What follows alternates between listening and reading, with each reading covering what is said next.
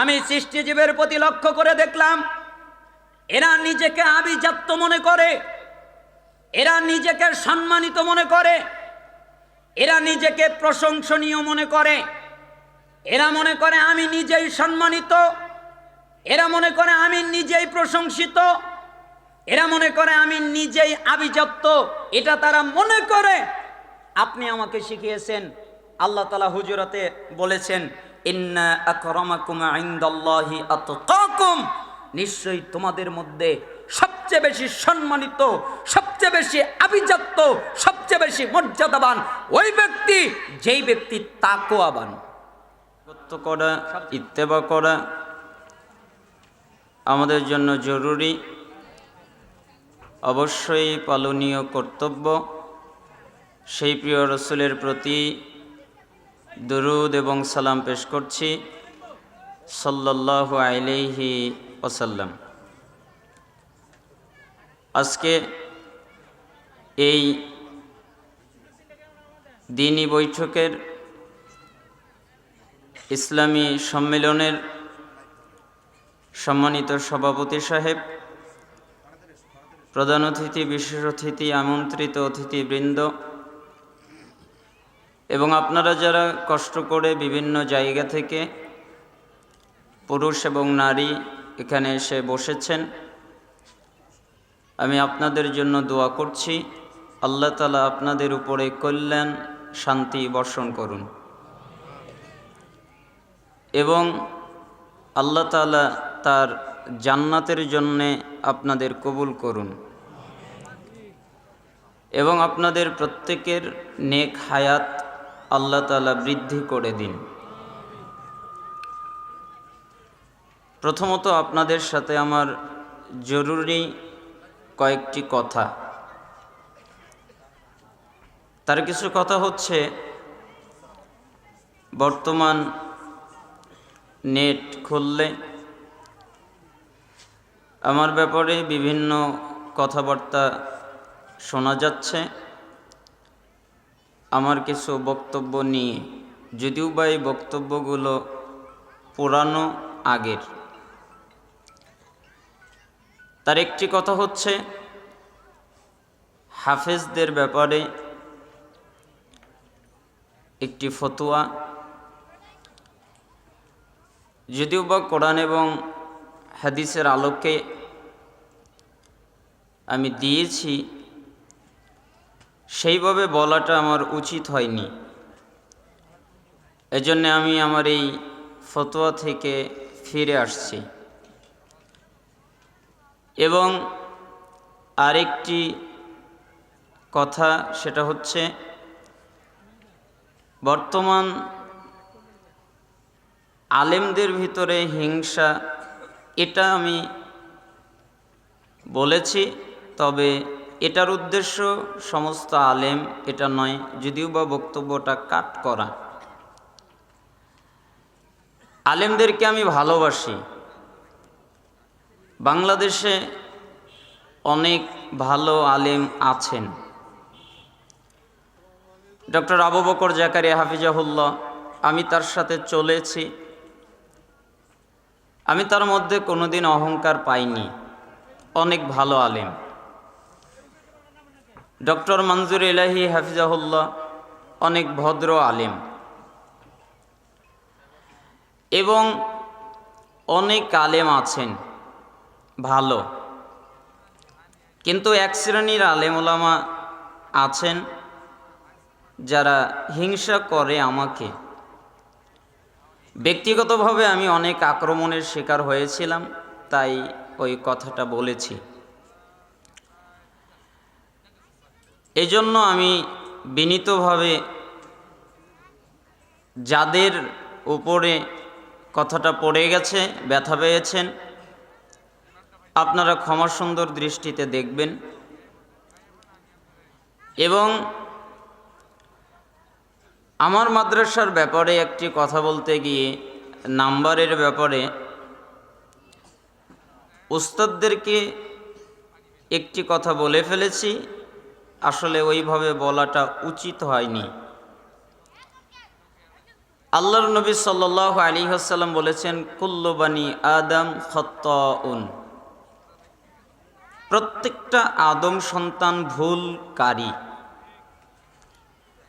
খায়রুল খাত্তাইন আত-তাওয়াবুন, আর এদের মধ্যে সবচেয়ে ভালো যে ভুল করার পরে ফিরে আসে, তওবা করে। মিশকাতের 2328 নম্বর হাদিস, রাসূল সাল্লাল্লাহু আলাইহি ওয়াসাল্লাম বলেন, আল্লাহর কসম, তোমরা যদি মানুষ জাতি ভুল না করতে তাহলে আমি আরেকটা জাতি তৈরি করতাম। কেন? তোমরা ভুল করো না তাই তোমাদের সরিয়ে দিতাম, আরেক জাতি তৈরি করতাম। কেন? ওরা ভুল করবে, আমার কাছে ক্ষমা চাইবে, আমি আল্লাহ ক্ষমা করে দিব। আপনি দেখেন তিরমিজির 1931 নম্বর হাদিস, রাসূল সাল্লাল্লাহু আলাইহি ওয়াসাল্লাম বলেন, কেউ যদি তার ভাইয়ের উপরে অপবাদ আসে, আঘাত আসে, আর যদি সেটাকে সে দাবিয়ে দেয়, গোপন রাখে, তাহলে আল্লাহ তাআলা এর মাধ্যমে কিয়ামতের দিন তার চেহারা থেকে জাহান্নামের আগুনকে সরিয়ে দিবেন। আমরা আহলুল হাদিস, আমরা সালাফি মানুষ। ব্যক্তিগতভাবে আমি হানাফি থেকে আহলে হাদিস হওয়া। আমি আহলুল হাদিস ঘরের সন্তান নয়। আমি যখন সহিহ আকীদায় এসেছি আমি দেখেছি আমার কোনো সাথী পাইনি যে আমাকে পরামর্শ দিবে, সহযোগিতা করবে। এখন অনেক আলেম ওলামা আমাকে পরামর্শ দিচ্ছেন, আলহামদুলিল্লাহ, আমি তাদের প্রশংসা করছি। আল্লাহ তাআলা তাদের কবুল করুন। তো আমি আহলুল হাদিসের বাহিরে এটা আমি দাবি করি না। আমি কেন আরেকজনের মতো হতে যাব যে মানহাজের উপরে থুতু দেয়? আমি তো তার মতো হতে চাচ্ছি না। না, আমি তো হানাফি থেকে আহলে হাদিস হয়েছি। আমি কেন আবার হানাফি হতে যাব? আমি যদি হানাফি হই তাহলে প্রকৃত হানাফি হব, জাল হানাফি হব কেন? আমি জানি কষ্ট কাকে বলে,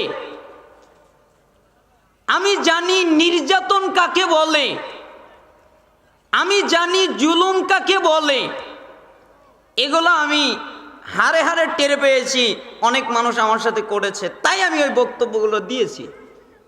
তো যদিও বা ওইভাবে বলা আমার উচিত হয়নি, এই জন্য আমি আমার বিগত দিনের, ভালো করে বুঝবেন, আমার বিগত দিনের আলোচনায় যত ভুল ভ্রান্তি হয়ে গেছে আলেমদের চোখে ধরা পড়েছে, যদিও বা আমার কাছে সঠিক মনে হলেও আমি সবগুলো থেকে ফিরে আসতেছি, তওবা করছি।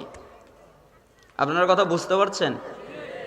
আমি কিন্তু আর আগের ফতোয়ায় নাই, অনড় নাই, আমি ওগুলো থেকে ফিরে এসেছি। তো আপনারা মারামারি করবেন, আমাকে আহলে হাদিসের মানহাজ থেকে বের করে দিবেন, আমি এটা চাই না।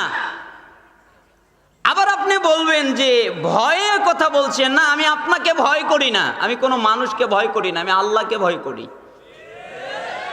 আমার হৃদয়ে হিংসা হয়ে যাবে, আমি হিংসা করব, আমি ঘৃণা করব, আমি বেয়াদবি করব, এটা আমি শিখিনি। আমি মানুষ, আমার ভাষাটা ওরকম, আমি কথাবার্তা একটু বলি, আমার কণ্ঠটা একটু রাগান্বিত থাকে। এই জন্য আপনারা কিছু কিছু কথায় কষ্ট পেয়ে থাকেন। তা আমি এগুলো থেকে ফিরে আসছি। আপনারা মনোযোগের সাথে আমার সামনের দিক লক্ষ্য রাখবেন। আমার যদি ভুল হয়, কোনো আলেম সরাসরি আমাকে কখনো সংশোধন করেনি, তবে কিছু দুই একজন আলেম ইদানিং এখন আমাকে, যেমন আবু বকর জাকারিয়া হাফিজাহুল্লাহ, আকরামুজ্জামান বিন আব্দুল সালাম হাফিজাহুল্লাহ, ডক্টর আহমদ সাকিব হাফিজাহুল্লাহ, ইনারা আমাকে বলেছেন, যারা বলেছেন তাদের নাম বললাম। আরও অনেকভাবে অনেকেই পরামর্শ দিয়েছেন, আরও দিনী ভাইরা পরামর্শ দিয়েছেন, আমি তাদের জন্য মোবারকবাদ জানাই। আল্লাহকে বলি, আল্লাহ আমার জবান থেকে তুমি যদি কবুল করো কেউ ঠেকাতে পারবে না, আমি যেন ভুল ভ্রান্তি না করি। যদিও বা যারা আলেম তারা জানে, মুখতাসার ইখতিলাফুল উলামা পড়েন, আল ফিকহ আলাল মাযাহিবিল আরবাআ পড়েন, তাহলে দেখবেন কত ইখতিলাফ, একজন আলেমের সাথে আরেকজনের ইখতিলাফ রয়ে গেছে। বিন বাজ রাহিমাহুল্লাহ বলছেন রুকুর পরে উঠে হাত বাঁধতে হবে আবার, এটা সুন্নাত।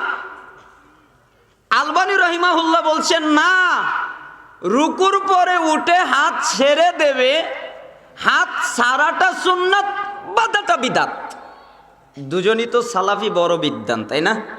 তাই ইখতিলাফ ঘটে নাই, ঘটে গেছে। ইখতিলাফ আলেমদের মধ্যে হয়, হতে পারে, স্বাভাবিক, কিন্তু হিংসাত্মক করে কাউকে নামানো, কাউকে খাটো করা, তার কথা না বোঝা, এটা আমার জন্য উচিত না, আর কোনো মানুষের জন্য উচিত না। কেন? সালাফদের আদর্শ এটা নয়। সালাফরা ভুল হলে ভুল সংশোধন করে, আহলুল হাদিস যারা তাদের সাথে একরকম, আর বিদাতি যারা তাদের সাথে আরেক রকম। দুটা যদি এক হয়ে যায় তাহলে সালাফি মানহাজ ওটা নয়। আপনি বিদাতির ভুল একভাবে সংশোধন করবেন, কিন্তু যারা আহলে হাদিস সহিহ আকীদায় চলে তাদের ভুল অন্যভাবে সংশোধন করবেন, কারণ দুজন এক নয়।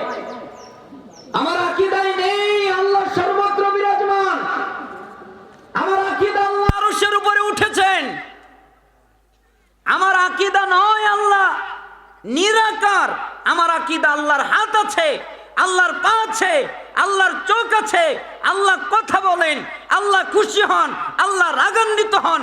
তবে যদি আপনি প্রশ্ন করেন কেমন, আমি বলবো আল্লাহর যেমন লাগবে তিনি তেমন। আমার আকীদা মুহাম্মদ সাল্লাল্লাহু আলাইহি সাল্লাম নূরের তৈরি নয়, আমার আকীদা তিনি মানুষ, তিনি মাটির তৈরি, তবে মর্যাদায় আল্লাহর পরে তার স্থান, মর্যাদায় তিনি সবচেয়ে বেশি, সবার উপরে, আল্লাহর পরে তার মর্যাদা, মর্যাদায় তিনি অনেক ঊর্ধ্বে, কিন্তু তৈরি তিনি মাটি, মাটিতে তৈরি হলে তার মর্যাদা কমে না। মালাকরা নূরের তৈরি, আদম আলাইহিস সালাম মাটির তৈরি।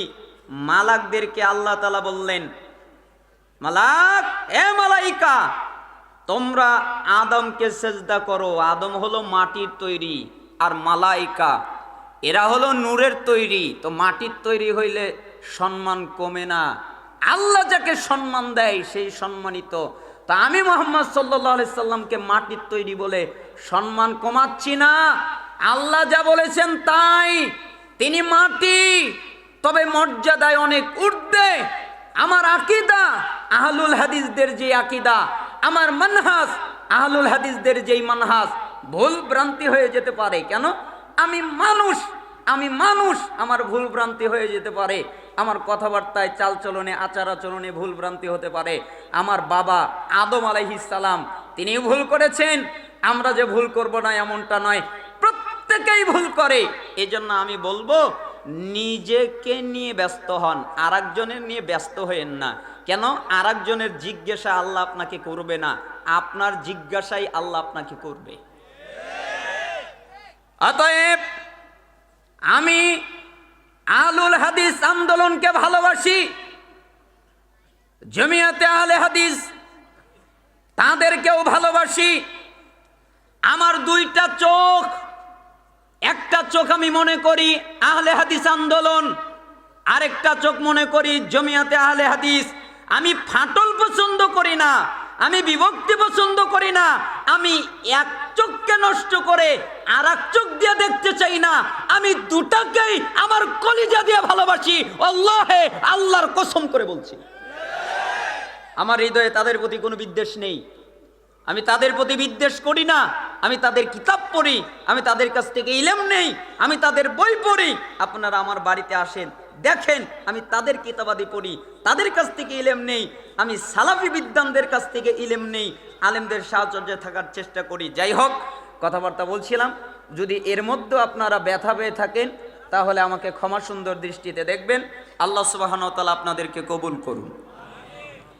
এটা একটা মজলিস, আপনারা এখানে বসেছেন, আলোচনা শুনবেন, আপনাদের অনেক নেকি আছে, তাই না? রাসূল সাল্লাল্লাহু আলাইহি সাল্লাম বলেন, মান সালাকা তরিকান ইয়ালতামিসু ফীহি ইলমান সালাকাল্লাহু লাহু বিহি তরিকান মিন তুরুকিল জান্নাহ। মিশকাতে 212 নম্বর হাদিস। যেই ব্যক্তি জ্ঞান অর্জন করার জন্যে, ইলম অর্জন করার জন্যে, বিদ্যা অর্জন করার জন্যে কোনো জায়গায় যায়, আল্লাহ তাআলা এর বিনিময়ে, এর মাধ্যমে তার জান্নাতের পথ সোজা করে দেয়। অর্থাৎ কেউ যদি চায় আমার জান্নাতের পথ সোজা হয়ে যাক, তাহলে সে যেন জ্ঞান অর্জন করতে যায়, ইলম অর্জন করতে যায়, বিদ্যা অর্জন করতে যায়, তাহলে আল্লাহ তার জান্নাতের পথ সহজ করে দিবেন। মিশকাতুল মাসাবিহের 220 নম্বর হাদিস। রাসূল সাল্লাল্লাহু আলাইহি ওয়াসাল্লাম বলেন, মান খারাজা ফি তালাবিল ইলম ফাহুয়া ফি সাবিলিল্লাহ হাত্তা ইয়ারজিউ। যে ব্যক্তি জ্ঞান অর্জন করার জন্যে, ইলম অর্জন করার জন্যে, বিদ্যা অর্জন করার জন্যে বাড়ি থেকে বের হয়, কেন? আমি জ্ঞান অর্জন করব, আমি ইলম অর্জন করব, আমি বিদ্যা অর্জন করব, তাহলে আল্লাহ তাআলা এর বিনিময়ে যতক্ষণ পর্যন্ত বাড়িতে না যায় ততক্ষণ তার আমলনামায় জিহাদের নেকি হয়।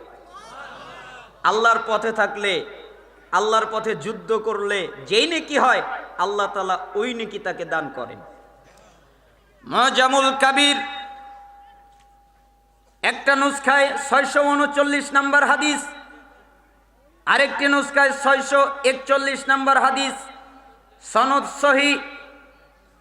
রাসূল সাল্লাল্লাহু আলাইহি ওয়াসাল্লাম বলেন, কোন ব্যক্তি যদি কোনো জায়গায় যায় যেখানে কোরআন সুন্নাহর আলোচনা করা হয়, ইলমের মজলিসে বসে, এরপরে তারা 3টা কাজ করে।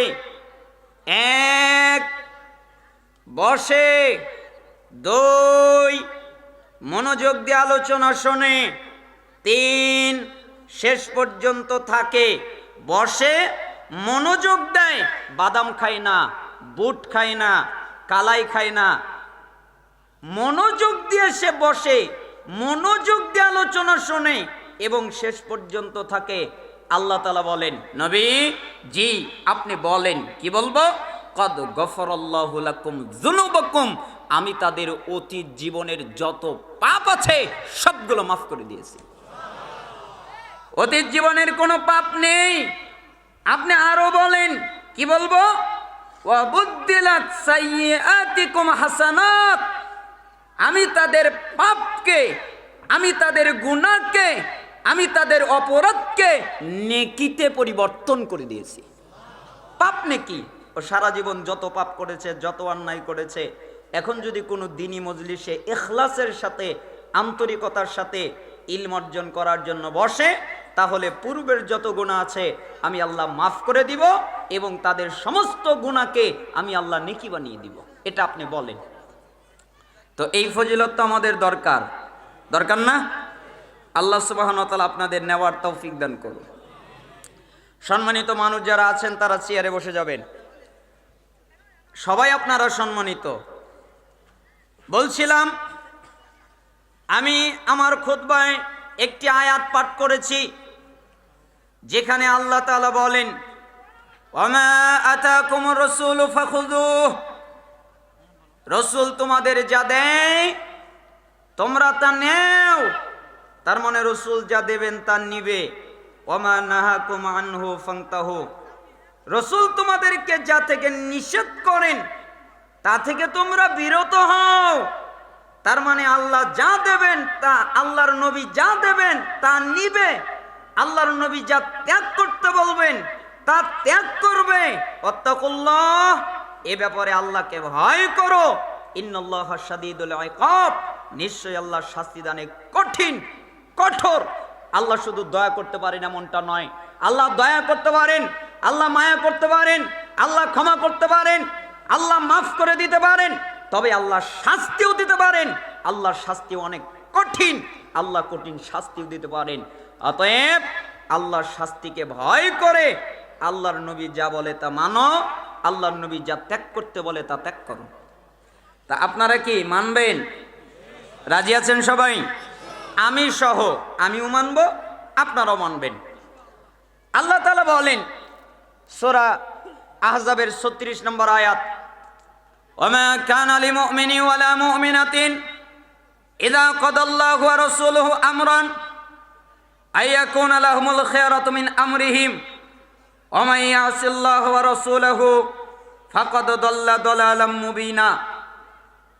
আল্লাহ তাআলা বলেন, ইমানদার পুরুষ, যেই পুরুষ দাবি করে আমি ইমানদার, ইমানদার নারী, যেই নারী দাবি করে আমি ইমানদার, যেই পুরুষ দাবি করে আমি ইমানদার, যেই নারী দাবি করে আমি ইমানদার, এদেরকে যখন আল্লাহ কোনো কাজের আদেশ করেন, আল্লাহ কোনো কাজের নিষেধ করেন, এদেরকে যখন আল্লাহ রসুল কোনো কাজের আদেশ করেন, আল্লাহ রসুল কোনো কাজের নিষেধ করেন, তাহলে ওই ক্ষেত্রে এই ইমানদার পুরুষ ইমানদার নারী ভিন্নতা করবে, এই অনুমতি এই অধিকার এদের নাই।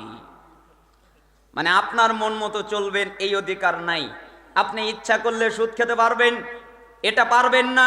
কেন? আপনি ইমানদার। আপনি ইচ্ছা করলে ঘুষ খাবেন, পারবেন না।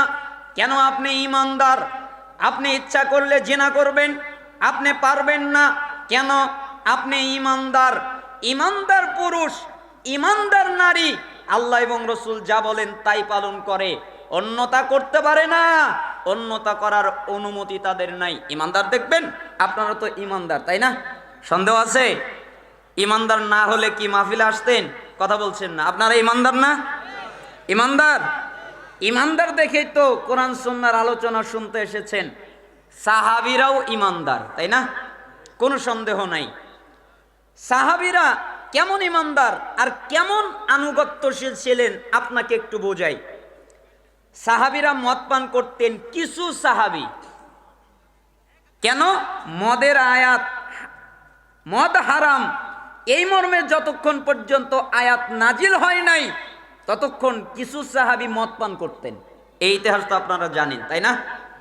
তো মদ পান করতেন। তো একদিন মদিনার অলিগলিতে মদের মশক ভরে গেছে। কেন? আজকে সাহাবীরা মদ পান করবে। আল্লাহ নবী সাল্লাল্লাহু আলাইহি সাল্লামের উপরে আয়াত নাজিল হলো। একজন সাহাবী কাছে ছিলেন। আল্লাহ নবী সাল্লাল্লাহু আলাইহি ওয়াসাল্লাম সাহাবীকে বললেন, সাহাবী দৌড়ে চলে গেলেন, বাকি সাহাবীদের কাছে গেলেন। এরপরে সাহাবীদেরকে গিয়ে বললেন, সাহাবীরা, জি এই মুহূর্তে আজকে আয়াত নাজিল হয়েছে। কি আয়াত? মদ হারাম এই মর্মে আয়াত নাজিল হয়েছে, তোমরা আর মদ পান করতে পারবে না। সাহাবীরা কোনো কথা বলল না। সাহাবীরা বলল না আজকের দিন খাই, আজকের দিন পান করি, আর জীবনে পান করব না। এই কথা সাহাবীরা বলল না। ওই যে আমরা বলি, ভাই তুমি গান শোনো না, আজকের দিনটাই আমি গান শুনবো, আগামীকাল থেকে ভালো হয়ে যাব। ভাই তুমি নামাজ পড়ো, আগামীকাল থেকে ভালো হয়ে যাব, নামাজ পড়বো। ভাই তুমি দাড়ি রাখো, আগামীকাল থেকে দাড়ি রাখবো। ভাই তুমি এই কাজটা করো, আগামীকাল থেকে করব। এই জন্য ইমাম ইবনুল জাওজি রাহিমাহুল্লাহ বলতেন, আগামীকাল হলো শয়তানের ধোঁকা। শয়তান যেভাবে ধোঁকা দেয় তার মধ্যে একটা ধোঁকার নাম আগামীকাল। কেন? আগামীকাল ওর জীবনে কোনোদিন আসবে না। ও আজকে বলবে আগামীকাল, কালকে গিয়ে বলবে আগামীকাল, আগামীকাল গিয়ে বলবে আগামীকাল, 5 বছর পরে গিয়ে বলবে আগামীকাল, 10 বছর পরে গিয়ে বলবে আগামীকাল। কেন? যারা আগামীকাল বলে তাদের জীবনে আগামীকাল আসে না। এই জন্য সালাফরা বলতেন আলিয়াম, আজকের দিন, অতএব আমি যা করব আজকে। তো সাহাবীরা কোনো কথা বললেন না। তারা সাহাবীর কাছ থেকে ওই কথা শুনে তারা একটা লাঠি হাতে নিলেন, এরপরে মদের মশগুলোকে ভেঙে ফেললেন। অন্য বর্ণনায় এসেছে পাত্রগুলোকে উল্টিয়ে দিলেন, এরপরে পাত্রগুলো ভেঙে ফেললেন, সবগুলো ভেঙে ফেললেন। একজন সাহাবী বর্ণনা করছেন, মনে হলো মদিনার অলিগলিতে মদের নদী প্রবাহিত হচ্ছে, মনে হচ্ছে মদিনার অলিগলিতে মদের নদী প্রবাহিত হচ্ছে। এর নাম ইমানদার, এর নাম আনুগত্য। আল্লাহ নবী সাল্লাল্লাহু আলাইহি ওয়াসাল্লাম সালাত আদায় করছিলেন।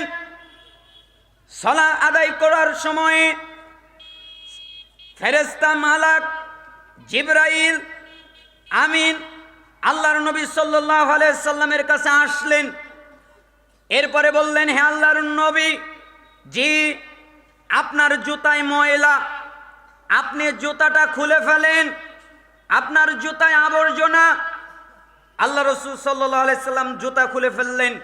সাহাবীরা এটা দেখে তারা তাদের সমস্ত জুতাগুলো খুলে ফেলে দিল। আল্লাহ নবী সাল্লাল্লাহু আলাইহি সাল্লামের সালাত শেষ। এরপরে সাহাবীদেরকে ফিরে আল্লাহ নবী বললেন, সাহাবীরা, জি আমার উপরে আমার কাছে জিবরাইল এসেছিল, আমাকে বলেছে আমার জুতায় ময়লা, তাই আমি জুতা খুলেছি। তোমাদের জুতায় তো ময়লা না, তাহলে তোমরা জুতাটা খুললে কেন? তখন জিবরাইল আমিন আমাকে বলেছিল তাই খুলেছি, তোমাদেরকে তো আর জিবরাইল বলে নাই, তাহলে তোমরা জুতা খুললে কেন? তখন সাহাবীরা জবাব দিচ্ছেন, অত কিছু জানি না, আপনি নবী মুহাম্মদ খুলেছেন তাই আমরা খুলেছি, আপনি খুলেছেন তাই আমরা খুলেছি, আপনি যদি পড়তেন তাহলে আমরা পড়তাম, আপনি খুলেছেন তাই খুলেছি। এটার নাম আনুগত্য, এটার নাম ঈমান। আল্লাহ তাআলা সূরা মুহাম্মদের 33 নম্বর আয়াতে বলেন, ইয়া আইয়ুহাল্লাযীনা আমানু, হে ঈমানদারগণ, আতিউল্লাহ, আল্লাহর আনুগত্য করো, ওয়াতিউর রাসূল, এবং তার রাসূলের আনুগত্য করো, ওয়ালা তুবতিলু আমালাকুম, এমনটা না করে তোমাদের আমল বাতিল করো না। তার মানে আল্লাহ এবং রাসূলের আনুগত্যের 19-20 হলে আমল বাতিল হয়ে যাবে। তোমরা তোমাদের আমলকে বাতিল করো না, তোমরা তোমাদের আমলকে বরবাদ করো না। আমরা এই আয়াত বুঝতে পারি নাই, সাহাবীরা এই আয়াত ঠিকই বুঝেছেন। আব্দুল্লাহ বিন মাসউদ রাদিয়াল্লাহু আনহু একদিন মসজিদে প্রবেশ করতেছিলেন, তো আল্লাহ নবী সাল্লাল্লাহু আলাইহি ওয়াসাল্লাম সাহাবীদেরকে বললেন, সাহাবীরা দাঁড়িয়ে ছিল তাই সাহাবীদেরকে বললেন, সাহাবীরা, জি তোমরা বসে যাও। সমস্ত সাহাবীরা বসে গেলেন। আব্দুল্লাহ বিন মাসউদ রাদিয়াল্লাহু আনহু চৌকাটে পা রাখবেন, এটা হলো চৌকাট, আর উপরে হলো পা। এখনো পা চৌকাটে রাখেননি, উপরে পা।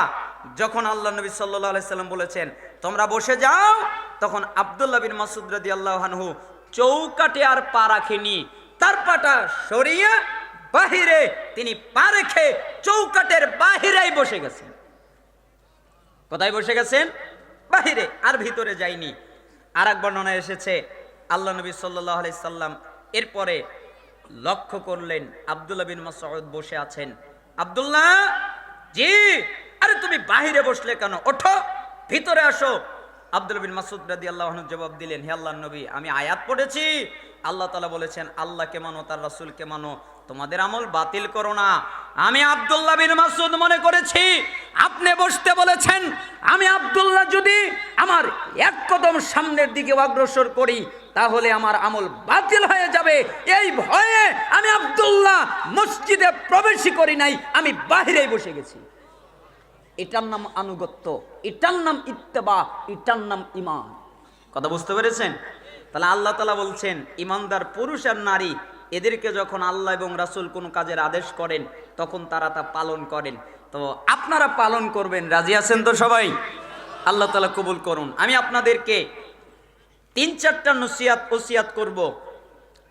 তার একটা নসিহত আপনাদের কাছে, আমার প্রথম নসিহত আপনাদের কাছে আমি করছি, সেটা হলো শিক্ষক আর একটা ছাত্রের একটা কাহিনী দিয়ে আমি এই ঘটনাটা তারিখে দিমাশকে পড়েছি, যেই কিতাবের খণ্ড 80 খণ্ড পর্যন্ত বৈরুতের ছাপা, যেটা ওই কিতাবের মধ্যে এই বর্ণনাটা আছে।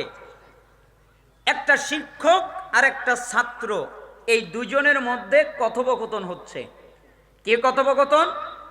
শিক্ষক ছাত্রকে বলছে, আচ্ছা তুমি কি বলতে পারো? কি বলবো?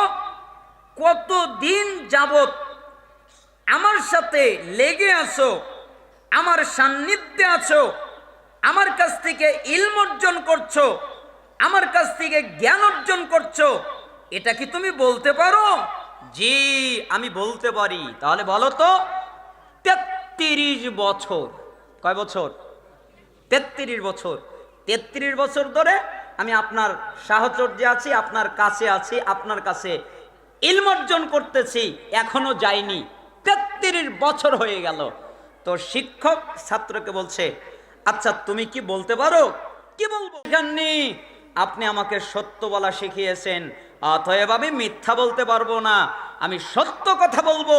আমি আপনার কাছ থেকে মাত্র 8টা জিনিসই শিখেছি। কয়টা জিনিস? 8টা। জীবন পরিবর্তন করা কথা, 8টা কথা জীবন পরিবর্তন করা কথা। তখন শিক্ষক এক পর্যায়ে গিয়ে ছাত্রকে বললেন, আচ্ছা ঠিক আছে, তাহলে তুমি যে 8টা জিনিস শিখলে, কি কি শিখলে বলো তো? হে আমার সম্মানিত শিক্ষক, এক, আমি সৃষ্টিজীবীর প্রতি লক্ষ্য করে দেখলাম প্রত্যেকটা মানুষের এক একটা করে আপনজন আছে। নাই? কারো আপনজন কারো মা, কারো আপনজন কারো বাবা, কারো আপনজন তার ভাই, কারো আপনজন তার বন্ধু, কারো আপনজন তার স্ত্রী, কারো আপনজন তার সন্তান, যার কাছে যে আপন। এক কথায় প্রত্যেকটা মানুষেরই একটা করে আপনজন আছে, তাই না? আপনজন আছেই, কেউ আপনজন ছাড়া নয়, কেউ কাউকে আপনজন বানায়। উস্তাদ, শিক্ষক, সম্মানিত শিক্ষক, আমি সৃষ্টিজীবীর প্রতি লক্ষ্য করে দেখলাম এরা যখন মারা যায়, এরা যখন মরে যায়, তখন এদের কবর এদের সাথে কেউ যায় না। ওই আপনজন এদের সাথে কবরে যায় না, একাকেই কবরে যায়, একাই তাকে দাফন করা হয়, একাই মৃত্যুবরণ করে, একাই তাকে মাটিতে রাখা হয়, কেউ তার সাথে যায় না, তার কোনো আপনজন তার সাথে যায় না। ওস্তাদ, আমি লক্ষ্য করে দেখলাম প্রত্যেকের আপনজন আছে, আপনজন তার সাথে যায় না। তাই আমি পৃথিবীর কোনো মানুষকে আপনজন বানাইনি, আমি আপনজন বানিয়েছি নেক আমলকে। কেন? আমি জানি কেউ যদি আমার সাথে না যায়, নেক আমল আমার সাথে আমার কবরে যাবে। তাই আমি নেক আমলকে বন্ধু বানিয়েছি, নেক আমলকে আপনজন বানিয়েছি। কথাটা কি, তাই না?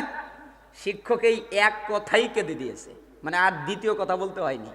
তার 2 চোখ দিয়ে টস টস করে পানি পড়তেছে। তুমি আমাকে কি বললে? তুমি যে প্রথম কথাটা বললে এটাই তো আমি আটকে গেছি। তুমি আমাকে কি বললে? আসলে তো আপনজন তার সাথে কবরে যায় না। মানুষ এই আপনজনের জন্য কত কিছু করে, কত কাজ করে, কত দুর্নীতি করে, কত অন্যায় করে, কত অশ্লীলতা করে, কত অপরাধ করে, কিন্তু এই আপনজন তার সাথে কবরে যায় না। আর নেক আমল তার সাথে কবরে যায়, কিন্তু নেক আমল সে অর্জন করে না।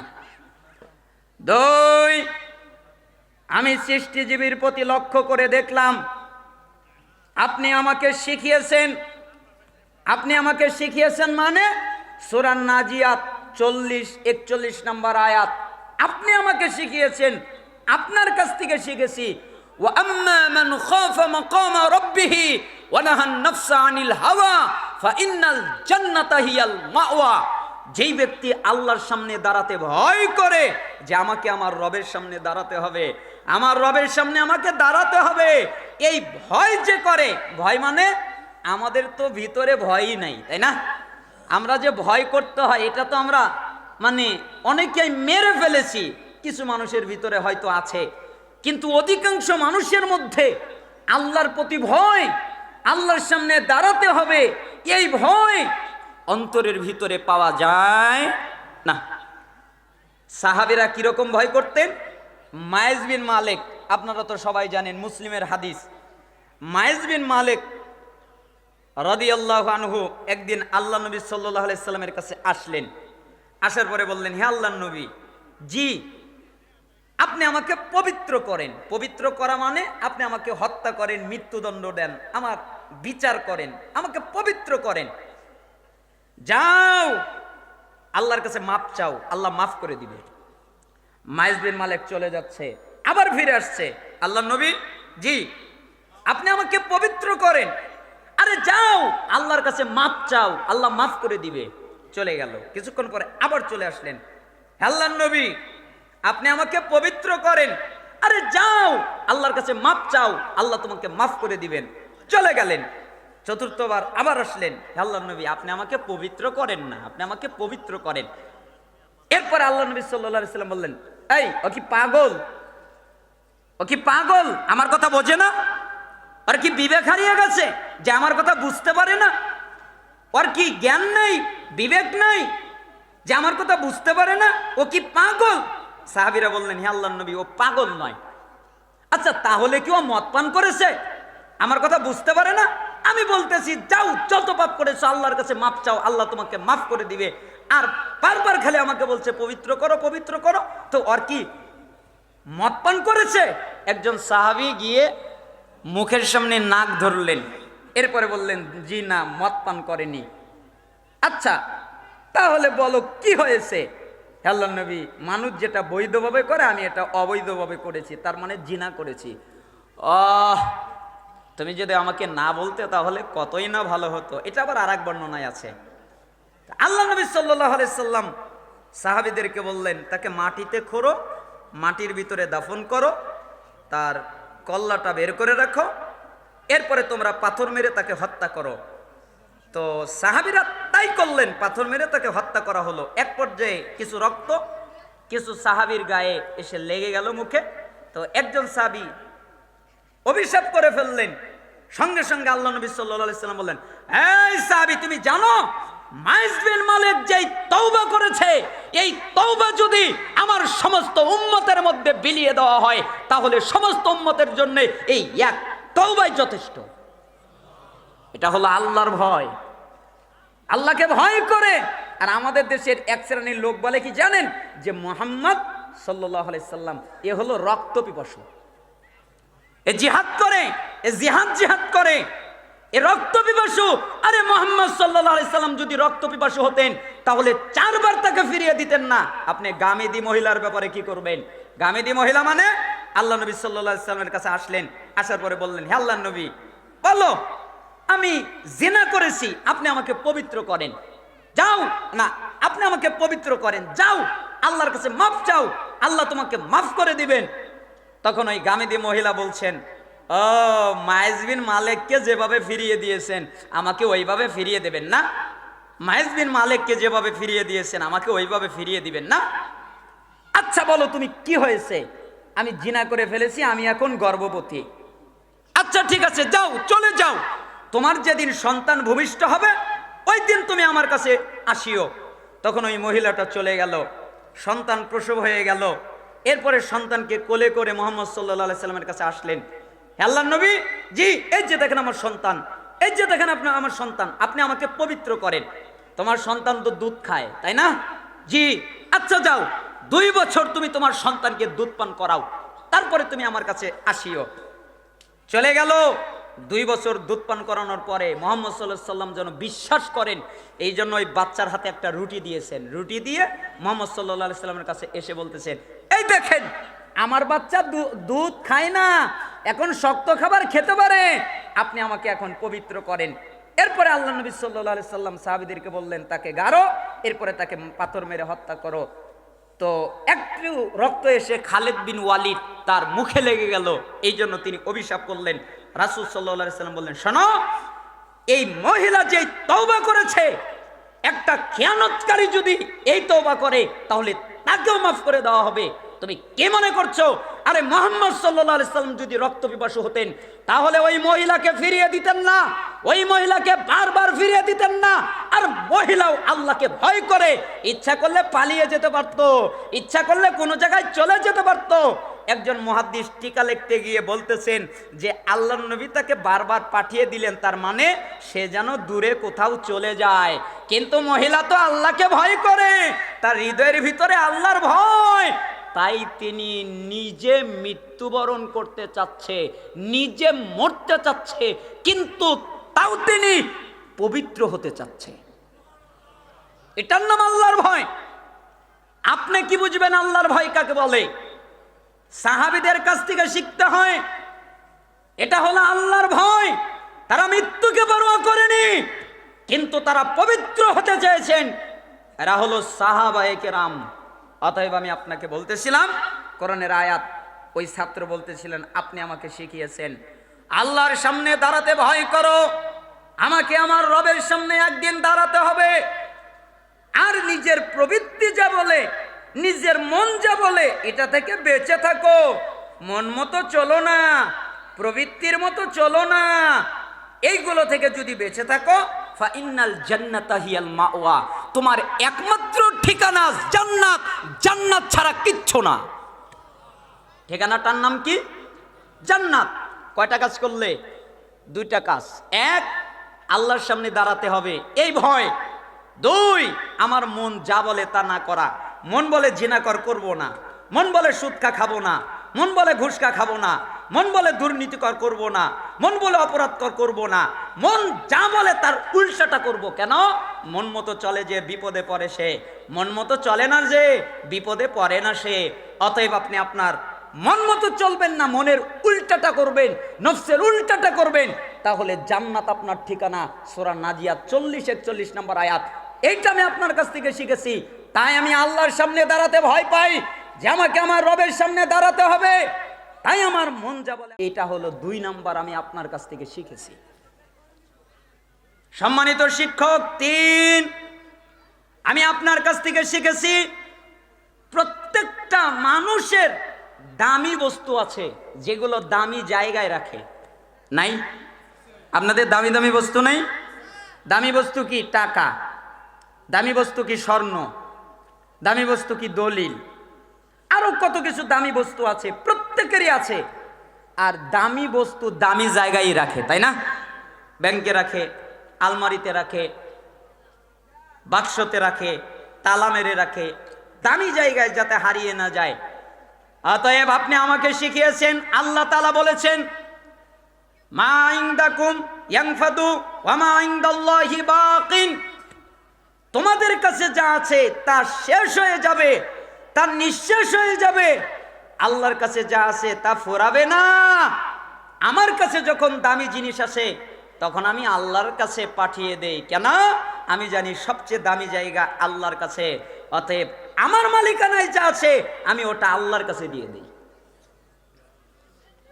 আমার মালিকানায় আসলে আমি ওটা কাকে দিয়ে দেই? আল্লাহকে দিয়ে দেই, আল্লাহর কাছে পাঠিয়ে দেই। তার মানে আমি তা দান করে দেই, আমি তা ব্যয় করে দেই। 4, আপনি আমাকে শিখিয়েছেন, হে সম্মানিত শিক্ষক, আমি সৃষ্টিজীবের প্রতি লক্ষ্য করে দেখলাম এরা নিজেকে আভিজাত্য মনে করে, এরা নিজেকে সম্মানিত মনে করে, এরা নিজেকে প্রশংসনীয় মনে করে, এরা মনে করে আমি নিজেই সম্মানিত, এরা মনে করে আমি নিজেই প্রশংসিত, এরা মনে করে আমি নিজেই আভিজাত্য। এটা তারা মনে করে। আপনি আমাকে শিখিয়েছেন, আল্লাহ তাআলা হুজুরাতে বলেছেন ইন্না আকরামাকুম ইনদাল্লাহি আতকাকুম, নিশ্চয়ই তোমাদের মধ্যে সবচেয়ে বেশি সম্মানিত, সবচেয়ে বেশি আভিজাত্য, সবচেয়ে বেশি মর্যাদাবান ওই ব্যক্তি যেই ব্যক্তি তাকওয়াবান। সবচেয়ে বেশি মর্যাদাবান কে? আমার কথা কি বুঝতে পারতেছেন? আজকে গরম আলোচনা নাই, বুঝবেন। সবচেয়ে বেশি মর্যাদাবান তাকওয়াবান। অতএব আমি তাকওয়া করি, আল্লাহকে ভয় করি। আপনি আমাকে শিখিয়েছেন, এটা আমি আপনার কাছ থেকে শিখেছি। 5, আমি সৃষ্টিজীবীর প্রতি লক্ষ্য করে দেখলাম এরা একজন আরেকজনকে অভিশাপ দেয়, এরা একজন আরেকজনের উপরে দোষারোপ করে, এরা একজন আরেকজনকে নিয়ে হিংসা করে। আপনি বলেছেন, আল্লাহ তাআলা বলেছেন যার যার রিজিক তাকে বন্টন করে দেওয়া হয়েছে। এই জন্য আমি আপনার কাছ থেকে শিখেছি কারো প্রতি অভিশাপ করা যাবে না, কারো প্রতি দোষারোপ করা যাবে না, কারো প্রতি হিংসা রাখা যাবে না। তাই আমি কারো প্রতি অভিশাপ রাখি না, কারো প্রতি হিংসা রাখি না। আমি অভিশাপ থেকে বেঁচে থাকি, আমি দোষারোপ করা থেকে বেঁচে থাকি, আমি মানুষকে হিংসা করা থেকে বেঁচে থাকি। কেন? আমি তো আমাকে নিয়েই ব্যস্ত, আর আমি জানি যে আমারটাও খাবে না, ওরটা আমি খাবো না, আমার রিজিক আমি খাবো, ওর রিজিক ও খাবে, তা আমার হিংসা করে লাভ কি? এইটা আমি আপনার কাছ থেকে শিখেছি। দেখেছেন আদর্শ কি, ছাত্রে কি শিখেছে? 33 বছরের ইলেম মাত্র 8 কথাই দিচ্ছে। আমি আপনাদেরকে নসিহত করে যাচ্ছি, আমাকে আপনাদের প্রত্যেককে আপনারা কখনো কারো মানহানি করবেন না, এটা সালাফদের বৈশিষ্ট্য। আপনারা কখনো কারো বিরুদ্ধে লাগবেন না, এটা সালাফদের বৈশিষ্ট্য নয়। আপনারা কারো বিরুদ্ধে লাগবেন না, কারো মানহানি করবেন না, সালাফদের বৈশিষ্ট্য এটা নয় কারো মানহানি করা, কারো বিরুদ্ধে লাগা। কেন? আবু দারদা রাদিয়াল্লাহু আনহু বলেন, মিশকাতুল মাসাবিহের 5038 নম্বর হাদিস, আমি কি তোমাদেরকে বলবো না, আলা উখবিরুকুম বিআফদালা মিন দারাজাতিস সিয়ামি ওয়াস সাদাকাতি ওয়াস সালাহ, আমি কি তোমাদের বলবো না সালাতের চাইতে, যাকাতের চাইতে, সিয়ামের চাইতে, সালাতের চাইতে, সিয়ামের চাইতে, সাদাকার চাইতে বেশি নেকি কিসে হবে? আমি কি তোমাদের বলবো? তোমরা সালাত পড়ে যেই নেকি পাবে, তোমরা সাদাকা দিয়ে, যাকাত দিয়ে, সাদাকা দিয়ে যেই নেকি পাবে, তোমরা সিয়াম পালন করে যেই নেকি পাবে, এর চাইতে বেশি নেকি কিসে হবে? আমি কি তোমাদের বলবো না? সাহাবীরা বললেন, বালা, হ্যাঁ আপনি বলেন। তখন রাসূল সাল্লাল্লাহু আলাইহি সাল্লাম কয়েকটা কথা বললেন। এক, ইসলাহু যাতিল বাইন, দুইজনের মধ্যে মীমাংসা করে দেওয়া। যখন দেখবে দুজনের ভিতরে মারামারি লেগে গেছে, দুজনের ভিতরে গন্ডগোল লেগে গেছে, দুজনের ভিতরে শত্রুতা লেগে গেছে, তখন তোমরা দুজনকে মিল করে দেবে। ফাসাদু যাতিল বাইন, আর যেই ব্যক্তি দুজনের ভিতরে ঝগড়া লাগায়, দুজনের ভিতরে শত্রুতা লাগায়, দুজনের ভিতরে মনোমালিন্যতা লাগায়, হিয়াল হালিকা, ওরা হলো মুন্ডনকারী। মুন্ডনকারী মানে, জুবাইর রাদিয়াল্লাহু আনহু এই হাদিসের ব্যাখ্যা করতেছিলেন। তিনি বলেন, রাসূল সাল্লাল্লাহু আলাইহি ওয়াসাল্লাম বলেছেন, দাব্বা ইলাইকুম দাউল উমামি ক্বাবলাকুমুল হাসাদ ওয়াল বাগদাউ হিয়াল হালিকা, লা আকুলু তাহলিকুশ শার ওয়ালাকিন তাহলিকুদ্দিন। শোনো, বিগত উম্মতের মধ্যে যেই ব্যাধি, এই ব্যাধি তোমাদের মধ্যে বিস্তার লাভ করেছে। বিগত উম্মতের মধ্যে যেই ব্যাধি, এই ব্যাধি তোমাদের মধ্যে বিস্তার লাভ করেছে। বিগত উম্মতের যেই ব্যাধি, এটা তোমাদের মধ্যে ছড়িয়ে গেছে। বিগত উম্মতের ব্যাধি কি, তা কি তোমরা জানো? এটা হলো হিংসা, এটা হলো বিদ্বেষ। হিংসা করা, হিংসা করা, বিদ্বেষ করা, এটা হলো বিগত উম্মতের ব্যাধি। তোমরা এ কাজ করবে না, এটা হলো মুন্ডনকারী। লা আকুলু তাহলিকুশ শার ওয়ালাকিন তাহলিকুদ্দিন, আমি এই মুন্ডন দ্বারা দিনের, আমি এই মুন্ডন দ্বারা মাথা মুন্ডন করাকে বুঝাইনি, আমি এই মুন্ডন দ্বারা দিন মুন্ডন করাকে বুঝিয়েছি। অর্থাৎ যারা হিংসা বিদ্বেষ করে, এরা যেন দিন মুন্ডন করে ফেলে। তাহলে হিংসা বিদ্বেষ করা যাবে? আমি আমার কথা শেষ করতেছি। আমি চিষ্টিজীবীর প্রতি লক্ষ্য করে দেখলাম, এরা একজনকে আরেকজনের উপরে বিদ্বেষ করে, একজন আরেকজনকে গাল দেয়, একজন আরেকজনের সাথে শত্রুতা করে। কিন্তু আল্লাহ তাআলা বলেছেন, আপনি আমাকে শিখিয়েছেন, ইন্নাশ শাইতানা লাকুম আদুউন ফাত্তাখিযুহু আদুওয়া, নিশ্চয়ই শয়তান তোমাদের প্রকাশ্য শত্রু। অতএব যদি শত্রু বানাতে হয়, তাহলে শয়তানকে শত্রু বানাও। আমরা শয়তানকে শত্রু বানাই। 7, আমি চিষ্টিজীবীর প্রতি লক্ষ্য করে দেখলাম, এরা কামাই করে, হালালের তোয়াক্কা করে না, হারামের তোয়াক্কা করে না। অথচ আল্লাহ তাআলা বলেছেন যে রিজিকের প্রত্যেকটা প্রাণীর রিজিকের মালিক আল্লাহ। আল্লাহ সবাইকে রিজিক দেবেন, আর আমিও সেই প্রাণীদের অংশ। অতএব আমার কাজ আল্লাহর ইবাদত করা, আর আল্লাহর কাজ আমাকে রিজিক দেওয়া। আর আমি চিষ্টিজীবীর প্রতি লক্ষ্য করে দেখলাম যে এরা প্রত্যেকেই একজন আর একজনের উপরে ভরসা করে।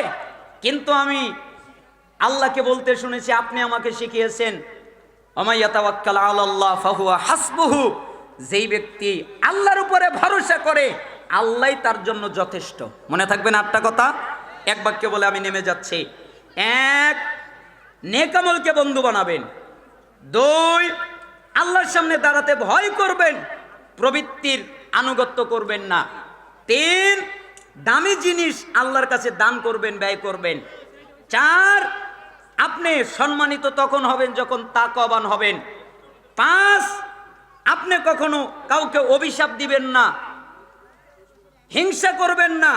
6, আপনি কারো প্রতি বিদ্বেষ করবেন না, শত্রুতা রাখবেন না, যদি রাখতে হয় শয়তানের সাথে রাখবেন। 7, আপনি কখনো হারাম পথে ইনকাম করবেন না, রিজিকের মালিক আল্লাহ। 8, আপনি কারো উপরে ভরসা করবেন না, একমাত্র ভরসা করবেন আল্লাহর উপরে। আমাদের সম্মানিত শেখ আব্দুর রাজ্জাক বিন ইউসুফ হাফিজাহুল্লাহ, তার বড় ছেলে অনেক ভালো আলেম আব্দুল্লাহ বিন আব্দুর রাজ্জাক হাফিজাহুল্লাহ আপনাদের মাঝে কথা বলবেন। আপনারা ধৈর্য সহকারে আলোচনা শুনবেন। আমি যে কথাবার্তা বলেছি ভুল ভ্রান্তি হলে আমাকে জানিয়ে সংশোধন করবেন। আপনারা কষ্ট পেলে ক্ষমা সুন্দর দৃষ্টিতে দেখবেন। আসসালামু আলাইকুম ওয়া রাহমাতুল্লাহি ওয়া বারাকাতুহু।